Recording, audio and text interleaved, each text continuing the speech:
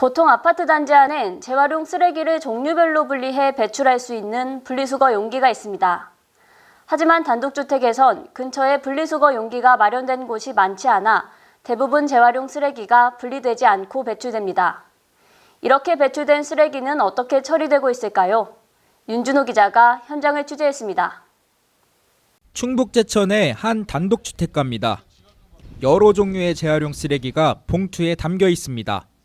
분리수거 용기가 없는 단독주택은 이렇게 재활용 쓰레기를 봉투 하나에 모두 담아 내놓습니다. 제천시는 일반 쓰레기와 재활용 쓰레기를 배출할 수 있는 생활 폐기물 수거시설 28개를 단독주택 밀집 지역에 만들었지만 설치 이후에 시설 20개에서 분리수거 용기를 회수했습니다. 쓰레기 무단 투기가 벌어진다는 게 이유였습니다. 사실상 전체 6만 6천 세대의 60%가 넘는 단독주택에서 재활용 쓰레기가 혼합 배출되고 있는 겁니다. 술병이고 뭐 하여튼 시래기고 병다리 뭐 다 한 군데 놓았었지 뭐. 엉망진창으로 그냥 막 내놨는데. 단독주택에 사는 주민이 혼합 배출한 재활용 쓰레기는 한꺼번에 수거돼 선별장으로 옮겨집니다. 제천시 재활용 쓰레기 선별장입니다.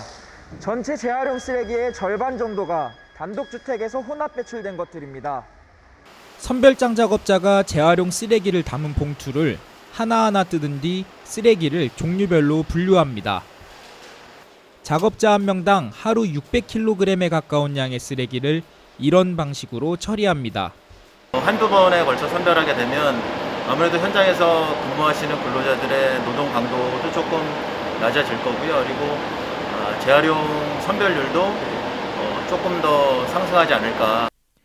환경부는 재활용 쓰레기 분리수거에 관한 지침에서 기초자치단체장이 쓰레기를 종류별로 분리수거할 수 있는 용기를 지속해서 보급하도록 규정했습니다. 쓰레기 재활용률을 높이기 위해서입니다. 하지만 기초자치단체는 단독주택 분리수거 용기 보급에 소극적입니다.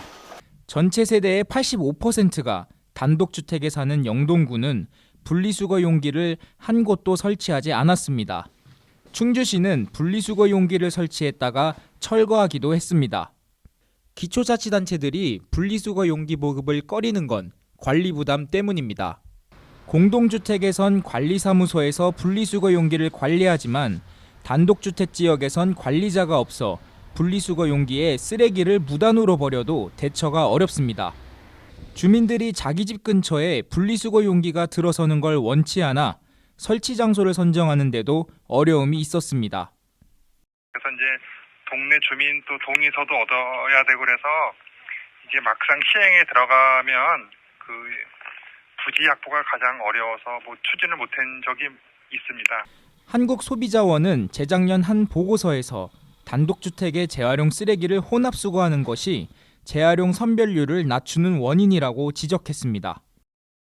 단독주택에서 나온 재활용 쓰레기가 반입되는 선별장의 선별률이 30에서 50%에 불과하다는 조사 결과도 있습니다.